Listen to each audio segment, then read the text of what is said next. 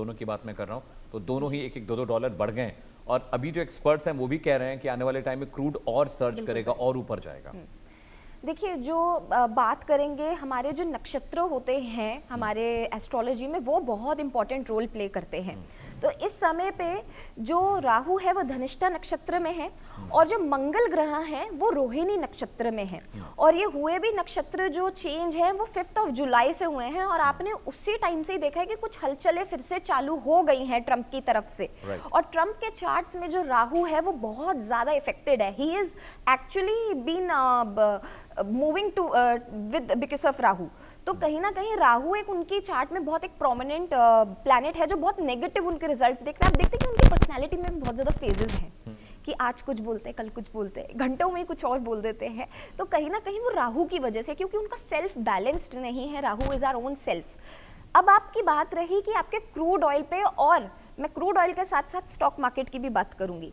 Crude oil के prices 10 और 11 जुलाई को बहुत ज़्यादा हाइक करेंगे। उसके बाद 19 जुलाई और साथ में 20 जुलाई, ये 4 ऐसी डेट्स हैं जिन पे आपको एक तो स्टॉक मार्केट्स बहुत ज़्यादा अप एंड डाउन दिखेगी, जनरली डाउन जाती हुई दिखेगी। और जो क्रूड ऑयल के जो फ्लक्चुएशंस हैं वो इन 4 पर्टिकुलर डेट्स पे बहुत ज़्यादा हमें होने को दिखेंगी। रही बात ये जो वॉर अभी इस समय पे बहुत ही बड़े पैमाने पर चल रहा है, मैंने आप ही के ही साथ ये चीज़ बोली थी। मैंने क्या, आखिरकार हर एक एस्ट्रोलॉजर ने यही बोला था कि ये सीज फायर ज़्यादा टाइम तक नहीं रहने वाला है जी, बहुत देर तक तो स्टे नहीं करेगा जी। तो इस समय पे जो हमारा मंगल ग्रह है रोहिणी नक्षत्र में कहीं ना कहीं 23 जुलाई तक रहेगा। 23 जुलाई के बाद वो अपना नक्षत्र चेंज करेगा और तब हमें जो वॉर है फिर थोड़ा सा लगेगा कि हम सीज फायर की तरफ जा रहे हैं। लेकिन फिर अगेन 5 अगस्त के बाद हमें फिर ये कहीं ना कहीं जो वॉर है फिर हमें होते हुए दिखेगा। तो आप ये फेजेस ऑफ वॉर अभी इसके देखेंगे। तो मैं अभी दर्शकों को यही बोलूंगी कि इस वॉर को स्टॉप होने का या सीज फायर पे ट्रस्ट करने का अभी वो मत सोचिएगा कि हम ट्रस्ट कर सकते हैं सीज फायर को, क्योंकि सुमित, ईरान अमेरिका की जंग हो रही है, इजराइल इसमें शामिल है, तो इंटरनेशनल जो इम्पैक्ट है, इंटरनेशनल फ्रेटर्निटी पर जो इम्पैक्ट है वो हमने पिछले कई महीनों में देखा। अब ईरान ने भी कह दिया कि भाई हम तो शांत नहीं रहने वाले, हम भी मारेंगे। अभी तक इजराइल की तरफ से कोई बयान नहीं आया है। जो अमेरिकी हमले हुए हैं उसमें इजराइल ने उसका साथ नहीं दिया है। क्या इजराइल अमेरिका के रास्ते अब अलग होने वाले हैं हूती हिजबुल्लाह के मसले पे? दूसरा, क्या भारत की भूमिका आप इसमें, आपको लगता है कि भारत का अब इंटरवेंशन इसमें आपको होता दिख रहा है? देखिए, भारत का भी डायरेक्ट इंटरवेंशन होता हुआ अभी दिखाई नहीं पड़ने वाला है। ये भारत का डायरेक्ट इंटरवेंशन होगा, लेकिन वो होगा 2027 में। उसका एक कारण है, बृहस्पति के राशि से जब तक शनि महाराज नहीं निकलते हैं तब तक भारत डायरेक्टली इंटरवेन नहीं करेगा, लेकिन भारत के ऊपर इसका असर होना वो तय है। एक और बात हम ये देखने वाले हैं, चूंकि जो धनिष्ठा नक्षत्र होता है वो मंगल का नक्षत्र है, वहाँ पर राहु का बैठना अंगारक दोष उत्पन्न करता है। और राहु का वहाँ पर बैठना, जिस प्रकार से अंगारक मतलब अग्नि का शरीर वाला, जो अग्नि का शरीर वाला होगा वो कितना उत्पात मचाएगा। सोचिए कि रामायण के काल में रावण की लंका में हनुमान जी के पूंछ में केवल आग लगी थी तो पूरी लंका जल गई थी। अब सोचिए कि कोई ऐसा ग्रह की बात हो रही है, कोई ऐसे योग की बात हो रही है जिसका शरीर ही अग्नि का हो और वो उत्पात मचा रहा हो, तो समझिए कि कितनी विशाल लंका जलेगी। पूंछ के जलने से जब एक सोने की लंका जलती है, तो जब पूरा शरीर ही अग्नि लगा हुआ हो, पूरा शरीर ही जल रहा हो, तो समझिए कि कितनी बड़ी लंका जलेगी। यानी एक प्रकार से जो एक गुरूर है अमेरिका को अपने ऊपर, अपने आप को विश्व विजेता दिखाने का जो गुरूर है, वो कहीं ना कहीं से ध्वस्त होना तय है। और जब तक वो ध्वस्त नहीं होता तब तक ये युद्ध कहीं भी शांति की तरफ मोड़ लेने वाला नहीं है।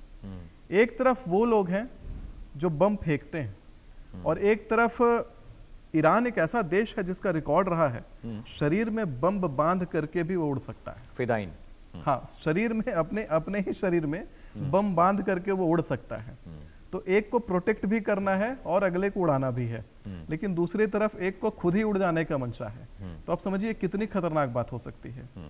चाहे कहते हैं कि सामने वाला कितना भी बड़ा अरबपति हो, करोड़पति हो, लेकिन अगर एक बिल्कुल छोटे तबके के व्यक्ति के अंदर ये मंशा हो कि हम नष्ट हो जाएंगे लेकिन अगले को नहीं छोड़ेंगे, तो वो मंशा वाला और उतना खतरनाक मंशा वाला व्यक्ति जो है बहुत बड़ा एक कह सकते हैं कि रास्ते का कांटा बन जाता है।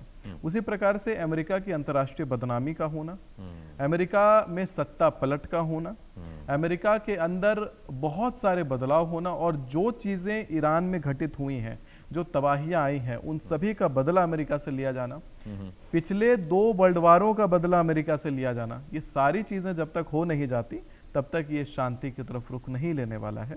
पहले भी बहुत सारे देशों को अमेरिका ने जिस प्रकार से सताया, जिस प्रकार से अमेरिका ने कोशिश करा अपनी कॉलोनीज बसाने का, ये सारी चीज़ों का मैंने क्या कहा था 2025 से मैं ये बात कह रहा था आपके साथ कि आप देखिए सूडान में जो इतना भयंकर जेनोसाइड चल रहा है, वो जो रक्त गिरा है वो पृथ्वी पर, वो रक्त का जो कहते हैं चीख, वो कहाँ जाएगा?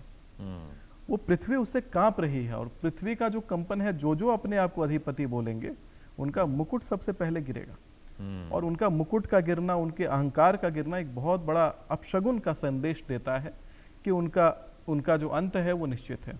अभी देखिए मीन राशि में बृहस्पति, मीन राशि में शनि है और इसी काल में गुरु शुक्र की जब युति बनी थी तो मैंने एक बात कही थी कि देश में बहुत बड़े स्तर का भ्रष्टाचार सामने आएगा, देश की अंतर्राष्ट्रीय स्तर पर बदनामी हो सकती है।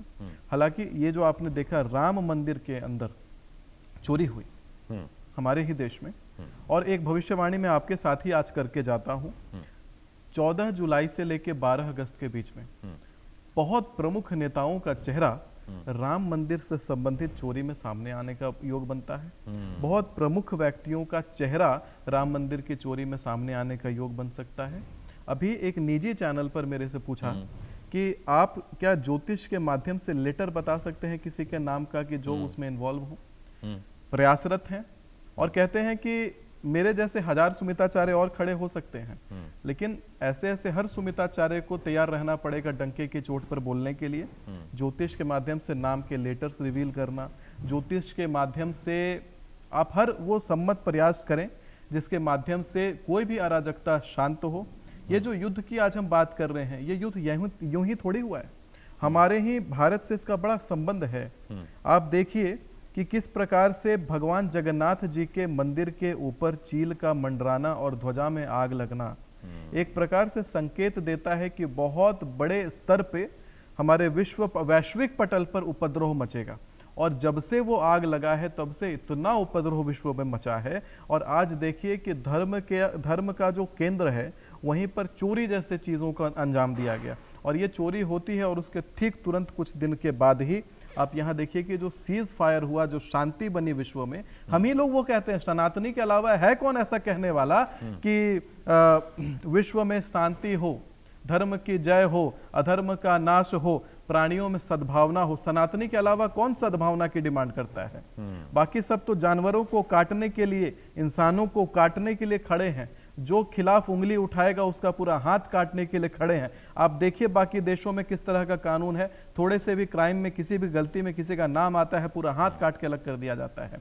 तो वो क्या दिखाएंगे हमें? शांति का पाठ। और जहां से ये शांति का पाठ विश्व को सिखाया जाता है, जहां ये गुरुकुल है, वही गुरुकुल की संरचना पर ऐसी ठेस पहुंचती है कि तुरंत ये अपशगुन होता है कि हुआ सीज फायर, शांत हुआ युद्ध वापस से अग्नि पकड़ लेता है, वापस से वो प्रचंड हो जाता है। तो ऐसी विकराल स्थिति और विकट स्थिति हम आज भी देख रहे हैं, आगे 2032 तक भी ऐसा ही देखेंगे। अदिति, जल तत्व की थोड़ा